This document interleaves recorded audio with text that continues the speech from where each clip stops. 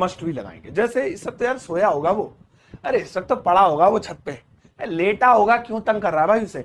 यानी कि आप उसी वक्त की बात कर रहे हैं। ये आप अपनी नोटबुक में मेरे वर्ड्स लिखिएगा कि जब हम उसी वक्त की बात करें, सोया होगा इस टाइम तो वो अभी मत जाओ, अभी की बात कर रहे हैं, मस्ट भी लगाएंगे। सो जैसे मुझे कहना सोया होगा तो पता है कैसे बनाएंगे, ऐसे बनाएंगे, ही मस्ट बी स्लीपिंग, ही मस्ट बी स्लीपिंग। अरे वो लेटा होगा यार, ही मस्ट बी लेइंग। अरे वो पड़ा होगा वहीं पे, है ना, अरे वो वहीं बैठा होगा, he must be sitting over there. ऐसे क्या लग गया। चलो अगला है सोता होगा। ये कैसे बनेगा, पहले इसका फॉर्मूला समझिए। इसको बनाने के लिए आपको डू या डज की जरूरत होगी। सोता होगा, जैसे आपने कहा मेरे कमर में दर्द हो रहा है, अच्छा तुम गद्दे पे सोते होगे। हाँ देखो आ रहे हैं ना सेंटेंस दिमाग में, है ना, यार वो लेट आ रहा है, बाइक से जाता होगा वहां पे इसलिए लेट आ रहा है, यार आज भूख नहीं लग रही, ओहो बाहर की चीजें खाते होगे तुम। करता होगा, करते होंगे, जाता होगा, ये डू डज लगाते हैं।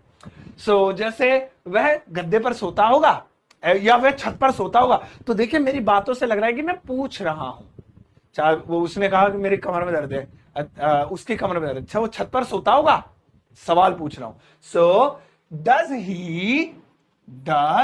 ही sleep on the roof, on the roof, ये लीजिए, does he sleep on the roof, वह छत पर सोता है, क्या वह छत पर सोता है, वह छत पर सोता होगा, एक ही मतलब बैठेगा सबका।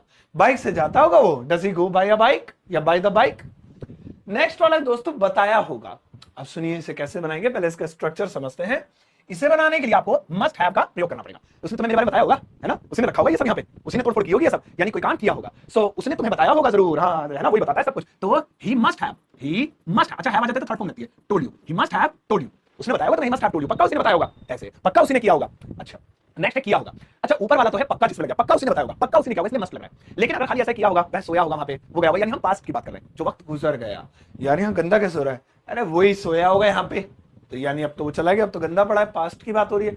यार ये किसने तोड़ा, तुम्हारा भाई है वही आया होगा, पास्ट की बात हो रही है। तो जिसमें हम पास्ट की बात करें दोस्तों, उसमें हम हैड का प्रयोग करते हैं, हैड का, है ना। जैसे किया होगा, उसी ने किया होगा, ये देख लेना भाई, मुझे तो लगता है उसी ने किया होगा। तो ही हैड डन, डू की थर्ड फॉर्म करना it, he had done it, उसी ने किया होगा, वही बैठा होगा यहाँ पे, ही हैड सेट हियर, वही गया होगा, ही हैड गॉन, ठीक है, और पक्का वही गया होगा, तब फिर पक्का लग गया, ही मस्ट हैव। अच्छा नेक्स्ट वाला आता है रहा होगा। वह सो रहा होगा, पढ़ रहा होगा, खेल रहा होगा, इसमें भी होगा है लेकिन रहा के साथ।